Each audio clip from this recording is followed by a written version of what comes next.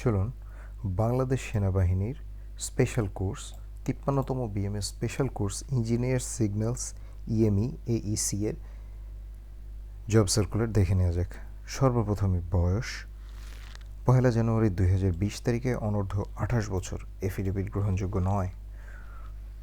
উচ্চতা, ওজন এবং বুকের মাপ সামরিক বাহিনীতে যেমনটি হয় ঠিক তেমনই। পুরুষ প্রার্থীদের জন্য ৫ ফুট ৪ ইঞ্চি, মহিলাদের জন্য ৫ ফুট ২ ইঞ্চি। ওজন যথাক্রমে ৫৭ কেজি এবং ৪৯ কেজি। বুকের মাপ পুরুষ ৩০ এবং ৩২ এবং মহিলাদের ক্ষেত্রে ২৮ এবং ৩০, অর্থাৎ সম্প্রসারণে একটি হচ্ছে সংকোচনে আর একটি সম্প্রসারণে।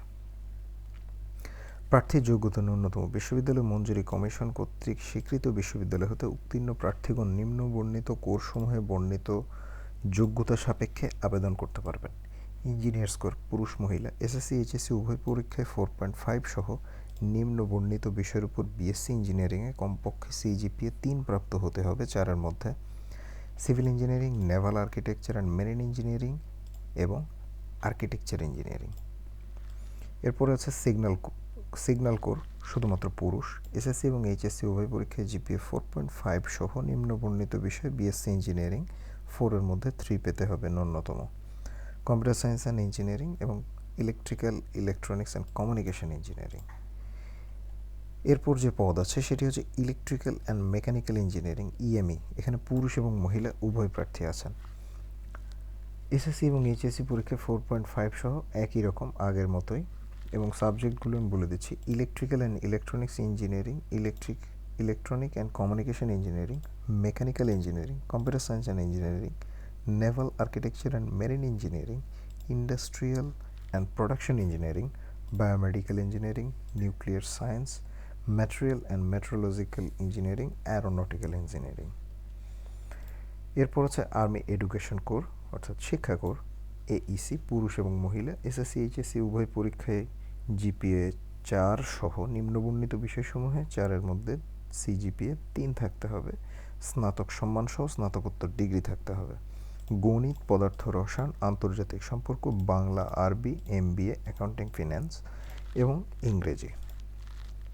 রিমাউন্ড ভেটেরিনারি অ্যান্ড ফার্ম কোর শুধুমাত্র পুরুষ, এসএসসি এবং এইচএসসি উভয় পরীক্ষায় জিপিএ 4 সহ DVM, DVM and H degree সহ ইন্টার্নশিপ সম্পন্নকারী ও কমপক্ষে সিজিপিএ 3 প্রাপ্ত হতে হবে 4-এর মধ্যে। বৈবাহিক অবস্থা পুরুষদের ক্ষেত্রে অবিবাহিত, 1 জানুয়ারি 2020 তারিখে 26 বছরের উপরে বিবাহিত প্রার্থীগণ আবেদন করতে পারবেন। তবে প্রশিক্ষণের জন্য যোগদানের পূর্বে বা পরবর্তীতে যে কোনো সময়ে 1 জানুয়ারি 2020 তারিখে 26 বছর পূর্ণ হয়নি এমন প্রশিক্ষণার্থী অফিসার বিবাহিত ছিল এমন প্রমাণ পাওয়া গেলে তার বিরুদ্ধে যথাযথ আইনানুগ ব্যবস্থা গ্রহণ করা হবে।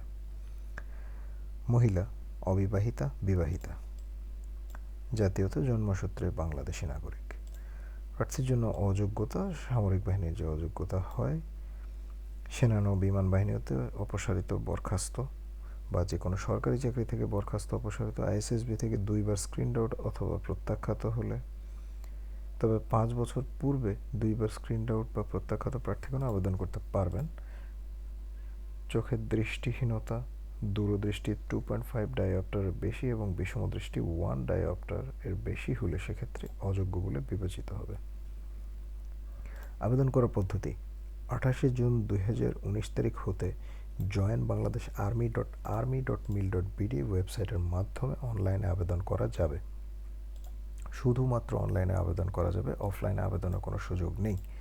এবং আবেদন করার পর আবেদনের ফি 1000 টাকা অফারের যোগ্য প্রদান করতে হবে।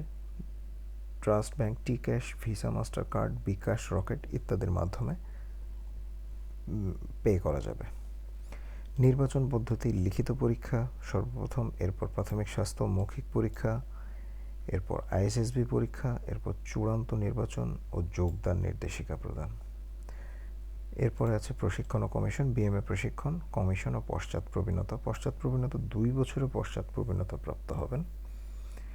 বিএমএতে যোগদানের তারিখ হতে 1 বছরের পশ্চাৎ প্রবীণতা প্রাপ্ত হবেন।